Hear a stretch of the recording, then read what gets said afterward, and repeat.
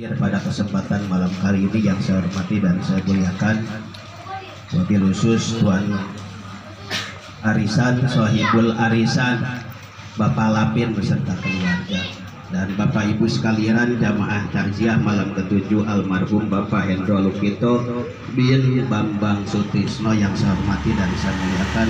Mohon maaf kalau namanya tidak disebutkan satu persatu, tidak diabsen, namun tidak bermaksud untuk mengurangkan takdim dan hormat saya kepada jamaah yang hadir malam hari ini. Mudah-mudahan Bapak Ibu sekalian kehadiran kita semua menjadi wasilah dan jalan bertambah mudahnya kita menuju kematian husnul khotimah. Pertama-tama mari kita panjatkan puji dan syukur kita kehadirat Allah. Malam ini malam ke-7 almarhum kembali kepada Allah.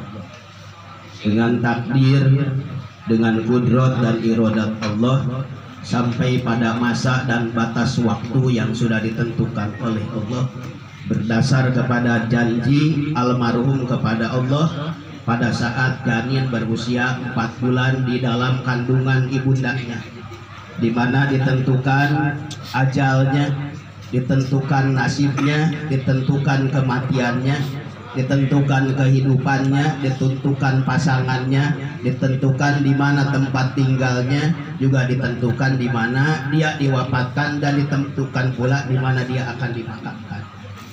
Mudah-mudahan dalam pelaksanaan takziah di malam ke-7 ini, hadirnya kita menjadi bukti bahwa almarhum adalah orang yang baik. Keluarga almarhum juga adalah orang-orang yang baik, sehingga menghadirkan kita termasuk kepada orang-orang yang baik, sehingga pada akhirnya kebaikan akan mengalir kepada almarhum dan keluarga besarnya, serta mudah-mudahan mengalir pula kepada keluarga besar kita yang sudah almarhum dan almarhum. Amin ya robbal. Sholawat teriring sallallahu alaihi wasallam, di mana malam hari ini termasuk di bulan Maulidur Rasul, bulan kelahiran baginda Nabi. Mudah-mudahan hadir kita di haflah takziah ini menjadi bagian buah kecintaan kita kepada baginda Nabi Sallallahu Alaihi Wasallam, sehingga pada akhirnya melahirkan kecintaan baginda Nabi kepada kita dan melahirkan syafaatnya turun kepada kita nanti di yaumil kiamat. Amin ya robbal. Bu, malam keberapa nih Bu? Tadi Bu lupa. Malam ke-7. Di dalam kitab Daqaiqul Akhbar disebutkan keberadaan dan kondisi jenazah di alam kubur. Hari ketiga perutnya sudah mulai membengkak, kemudian di telinganya sudah mengalirkan nanah, kemudian kelopak matanya sudah mulai terbuka dan mulai membusuk. Dan pada hari kelima lebih parah daripada hari ketiga, dan pada hari ke-7 isi perut sang mayit di dalam barzah itu sudah mulai keluar. Kedua matanya pun sudah mulai keluar. Daging-daging yang menyeliputi kepada tulang-tulangnya itu pun sudah mulai turun, akan menyatu menjadi bagian. Itulah mayit di alam kubur. Kalau hari ini adalah kita menceritakan karena berkaitan dengan takziah, sebetulnya sedang menceritakan keberadaan kita nanti di alam barzah, di alam kubur yang pasti kita akan hadir di dalamnya. Betul apa tidak Pak? Ibu-ibu akan mati apa enggak? Mati.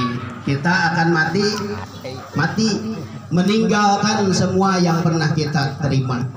Meninggalkan istri bagi suami, meninggalkan suami bagi sang istri, meninggalkan kedua orang tua bagi anak, meninggalkan anak-anak terkasih tercinta bagi orang tua. Semuanya bergilir waktu, bergantian masa, pada akhirnya semua akan kembali kepada Allah Subhanahu wa ta'ala. Qul yatawaffakum malakul mautil ladzi wukila bikum tsumma ila rabbikum turja'un.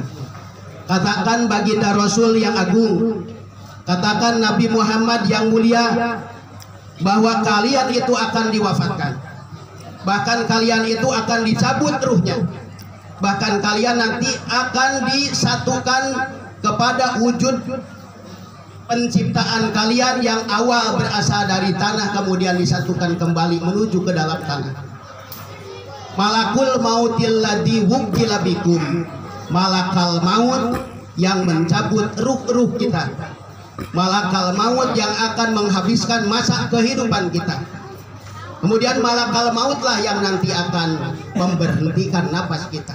Malakal maut pula yang akan menghentikan segala bentuk nikmat yang Allah berikan kepada kita untuk selanjutnya. Tsumma ila rabbikum turja'un, dan kepada Tuhanmu kalian akan dikembalikan. Hadirin yang dirahmati oleh Allah Subhanahu wa taala. Ternyata Bapak Ibu sekalian yang dimuliakan oleh Allah, malakul maut ini adalah eksekutor untuk mencabut ruh-ruh dan nyawa makhluk-makhluk Allah Subhanahu wa taala, termasuk kita manusia. Pimpinannya adalah malaikat Israil. Jadi kalau malaikat Israil sendirian dia mencabut nyawa, boleh jadi dia kerepotan dengan sekian banyaknya yang harus dia cabut. Tapi Allah memberikan kasih sayang dan rahmatnya, memperbantukan malaikat Israil dengan pasukannya yang disebut dengan malakal maut, sehingga dengan mudahnya malakal maut akan mencabut nyawa seseorang berdasar kepada perintah Allah Subhanahu wa taala. Pada dasarnya manusia, wa ma tadri nafsum madza taksibu goda. Tidak ada di antara diri kita ini yang tahu apa yang akan dikerjakan pada besok harinya. Bapak Ibu sekalian yang dirahmati oleh Allah, rencana yang kita rencanakan besok pada hakikatnya itu tentu rencana itu dapat kita sampai kepada rencana itu. Karena ternyata rencana Allah jauh lebih hebat daripada rencana kita sebagai manusia. Makanya Allah menyebutkan tidak ada yang tahu seorang pun di antara kalian apa yang mesti dan akan dikerjakan besok hari nanti. Jadi Bapak Ibu kalau besok mau ke Pamulang itu hanya rencana kita.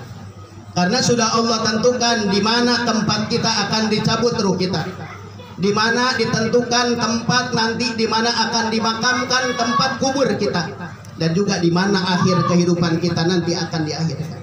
Ada satu malaikat yang berceloteh kepada Allah, ya Allah ya Rabb, bukankah si fulan masih sehat walafiat? Bukankah si fulan masih berada di tempat ini, sementara engkau menyebutkan dia akan diwafatkan, kemudian nanti akan disebut ruhnya di Sumatera. Kata Allah, wahai malaikat, engkau jangan banyak omong, jangan banyak bertanya, itu urusanku. Lihat saja nanti di depan bagaimana kejadiannya. Akhirnya malaikat menunggu apa yang dijadikan sebagai keputusannya Allah Subhanahu wa taala. Ketika dia sehat, tiba-tiba dia kuyang, kemudian badannya menjadi meriang, kemudian dia menjadi ngedrop, kemudian sampai tidak ada daya dan upaya di dalam kehidupannya, kemudian melemahlah kehidupan daya yang dimilikinya, dan pada akhirnya itulah yang menjadikan asbab dia harus wafat kembali kepada Allah Subhanahu wa taala. Kata malaikat, benar juga ya, dia sehat walafiat, tiba-tiba dalam sekejap bisa berubah menjadi sakit. Nah, ini adalah peringatan Bapak Ibu sekalian buat kita. Jadi kita jangan merasa sehat, jangan merasa kita pandai, bisa, pintar untuk merawat kesehatan. Kecil buat Allah, tidak apa-apanya bagi Allah, dan itu tidak menjadi hal yang mustahil dan berat bagi Allah untuk menurunkan satu penyakit ke dalam diri kita walaupun dalam kondisi sehat walafiat. Begitu juga belum tentu orang yang Allah berikan sakit, mudawamah dalam sakitnya, berkesinambungan dalam penyakitnya, dia dipastikan akan segera wafat kembali kepada Allah. Ternyata boleh jadi orang yang sehat jauh lebih cepat wafatnya timbang orang yang sakit, yang masih Allah berkasih sayang dengan rahmatnya, ingin mengampunkan dosa-dosanya, menambahkan pahala dan ibadahnya, pada akhirnya dipanjangkan usianya. Betul nggak Pak? Ada nggak orang yang sakit umurnya panjang? Ada. Ada nggak orang yang sehat kemudian tiba-tiba wafat? Ada orang yang berangkat bekerja pulangnya cuman pulang nama, betul nggak Pak? Ini adalah sebuah keyakinan, bukan urusan kita, bukan rasa kita yang kita mainkan di hadapan Allah tentang kematian. Artinya apa? Kematian jangan dibuat main-main, atau jangan bermain-main dengan kematian. Karena malakal maut juga tidak akan sembarang mencabut nyawa seseorang berdasarkan kepada perintah Allah. Syaratnya meninggal itu satu, rezekinya sudah habis, makanannya sudah tidak masuk, minumannya sudah tidak bisa diterima oleh tenggorokannya. Kemudian nikmat rizki kehidupan di dalam sendi-sendi tubuhnya juga sudah habis. Tangan sudah tidak bisa bergerak, mata sudah tidak melihat dan tidak bisa mengerti, telinga sudah tidak bisa bergerak dan juga mendengar, mulutnya sudah terkunci, tidak bisa berbicara dan ngomong apa-apa, hidungnya sudah habis, tidak ada napas lagi yang keluar masuk di dalam hidungnya. Kemudian sudah tidak ada lagi makanan barang sesuap, air pun barang seteguk yang bisa masuk menuju tenggorokan dan masuk ke dalam rongga perutnya. Kemudian perintah Allah, malakal maut, bulan bin bulan sudah saatnya dicabut. Coba periksa, apakah rizkinya masih ada? Kata malaikat, sudah habis ya Allah. Makanannya sudah tidak ada lagi jatah makannya. Minumannya pun sudah tidak lagi jatah buat minum yang dia minum. Napasnya sudah tidak ada lagi yang bisa masuk ke dalam kerongkongan melalui pernapasannya. Sudah habis ya Allah semuanya. Bagaimana dengan gerakan hidungnya? Bagaimana dengan telinganya? Bagaimana dengan gerakan kakinya? Bagaimana dengan gerakan ruh yang ada dari kepala sampai ke kakinya? Kata malakal maut menyampaikan semuanya jatah hidupnya sudah habis. Kalau begitu silakan kalian cabut nyawa si bulan bin bulan. Maka dicabutlah. Kemudian bagaimana dengan kejadian yang dicabut nyawanya ruhnya di Kalimantan? Malaikat aja bingung, orangnya sehari-harinya di sini ada di Pamulang, kata Allah dia dicabutnya di Kalimantan. Pada suatu ketika diajaklah sahabatnya atau sahabatnya mengajak kepada dia, bang mau nggak ada kerjaan di Kalimantan gajinya 700 juta seminggu? Kan tertarik dia, betul nggak Pak? Padahal dia nggak tahu Pak, dia itu sebetulnya bukan tertarik dengan gajinya yang begitu besar, tapi Allah mau memindahkan tempat ajal penjemputannya dia dari Pamulang ke Kalimantan. Betul nggak Pak? Tuh, itulah rahasia Allah. Ya udahlah, jadilah. Kapan?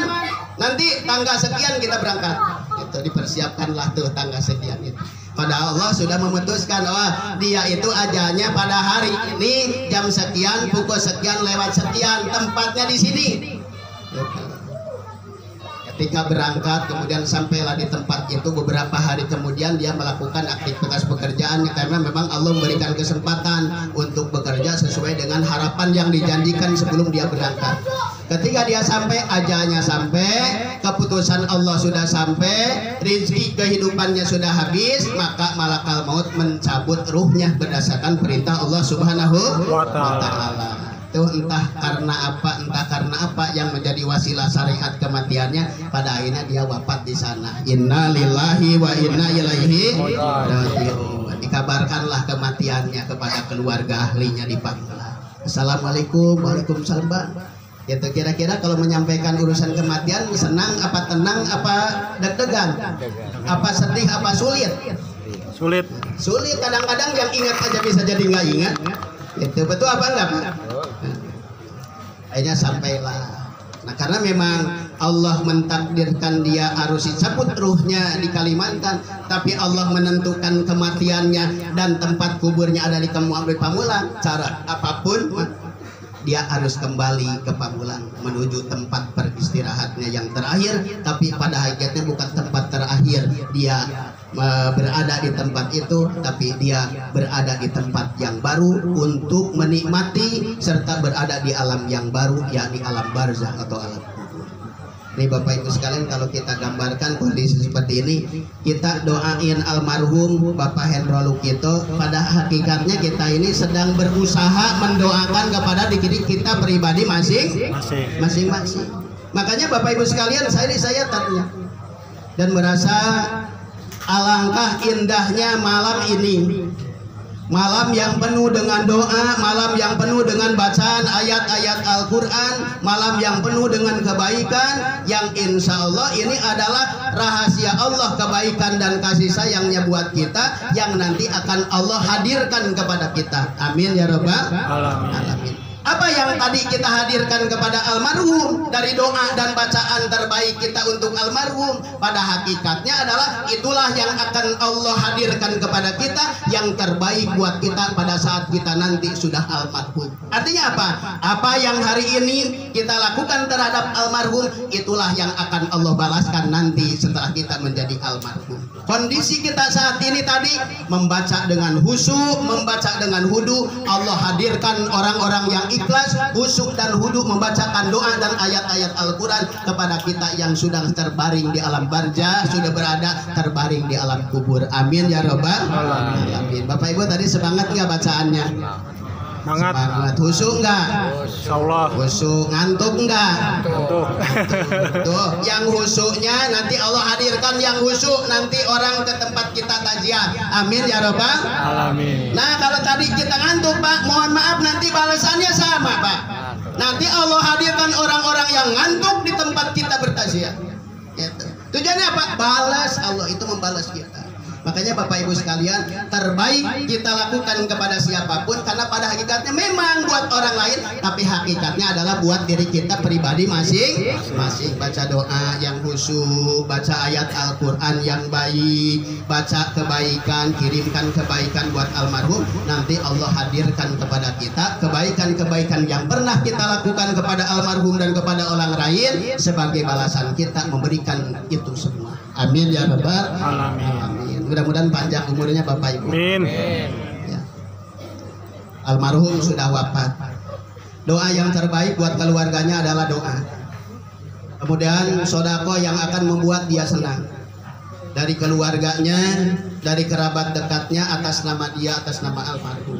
Oleh karena itu pada kesempatan malam ini mari kita bacakan satu Fatihah khusus buat almarhum Bapak Hendro Lukito bin Bambang Sutrisno yang malam hari ini merupakan malam ke-7 beliau almarhum kembali kepada Allah Subhanahu wa Ta'ala. Kita doakan Bapak Ibu sekalian, mudah-mudahan wafat beliau almarhum husnul khatimah. Amin. Diterima iman Islamnya. Amin. Allah ampunkan dosa hilapnya. Amin. Allah maafkan segala kealpaan, salah dan hilapnya. Amin. Dan juga mudah-mudahan Allah tempatkan di dalam tempat yang mulia di alam barzahnya. Amin.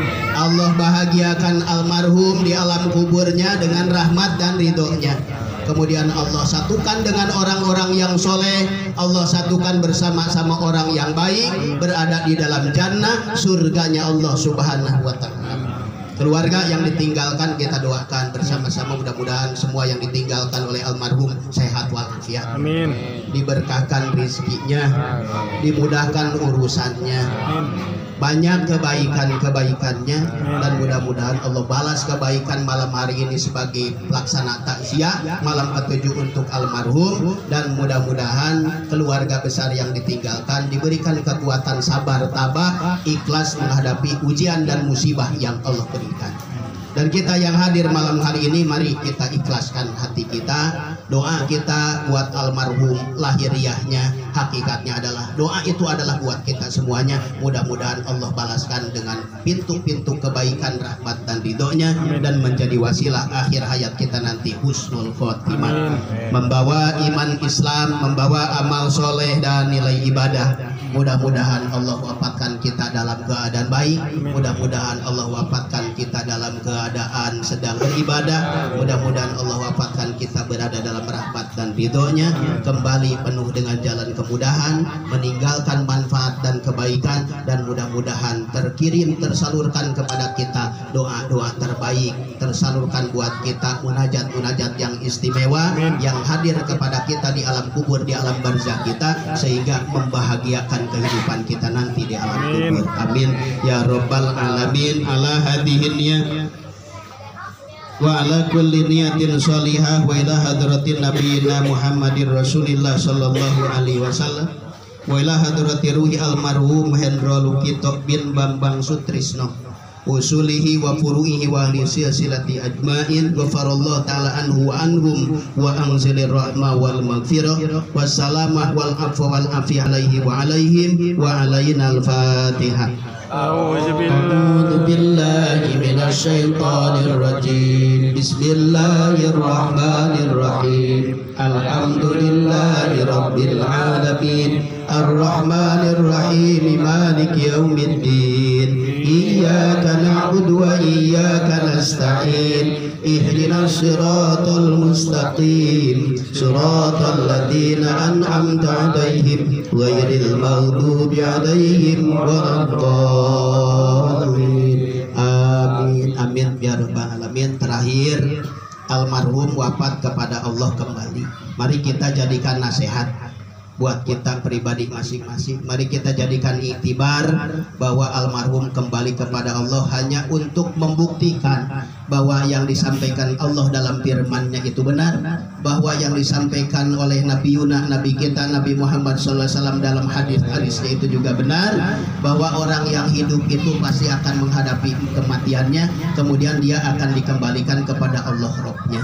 Yang bahagia di hadapan Allah adalah orang yang ikhlas dalam beramal, orang yang bermanfaat dalam kehidupannya, meninggalkan manfaat serta berbuah kebaikan dalam kehidupannya, kemudian terbawa keikhlasan itu di hadapan Allah sehingga menjadi jembatan yang luas untuk menyeberang menuju ridho dan surganya Allah Subhanahu wa Ta'ala. Kebaikan-kebaikan yang kita lakukan itu adalah kebaikan yang sementara waktu saja datang kepada kita. Kalau kita tidak sampai pandai memanfaatkan waktu kebaikan yang Allah berikan, niscaya kita akan rugi kembali kepada Allah, tidak bisa membawa kebaikan yang Allah berikan kepada kita. Mudah-mudahan Allah berikan kesempatan kepada kita untuk beramal baik. Allah berikan kesempatan kepada kita untuk beramal soleh. Juga mudah-mudahan Allah berikan kekuatan iman, Allah berikan kekuatan Islam, kekuatan mahabbah, cinta kepada Allah, cinta kepada Rasulullah, mengamalkan dengan ilmu yang kita miliki, belajar menambah ilmu pengetahuan kita yang ada, sehingga yang kurang bisa menjadi sempurna, yang sedikit bisa menjadi banyak, dan nanti akan teruntai di dalam rahmat dan ridho Allah Subhanahu wa Ta'ala, tercatat di Lauh Mahfuz bahwa kita mudah-mudahan termasuk kepada hamba Allah yang akan masuk dalam ridho dan rahmatnya, kemudian selamat ketika sakaratul mautnya, selamat ketika berada masuk di alam barzahnya, dan juga nanti berada di yaumil kiamah dalam keadaan membawa rahmat, ridho dari Allah Subhanahu wa Ta'ala, terbebaskan dari adab dan siksanya. Amin ya Allah ya Rabbal alamin. Ini saja yang dapat disampaikan. Terima kasih atas perhatian dan kebersamaannya. Mohon maaf apabila terdapat salah hilaf dan kekurangan, dan kami akhiri hadanallah wa iyyakum ajmain wallahul muwaffiq ila aqwamit thoriq. Assalamualaikum warahmatullahi wabarakatuh. Waalaikumsalam.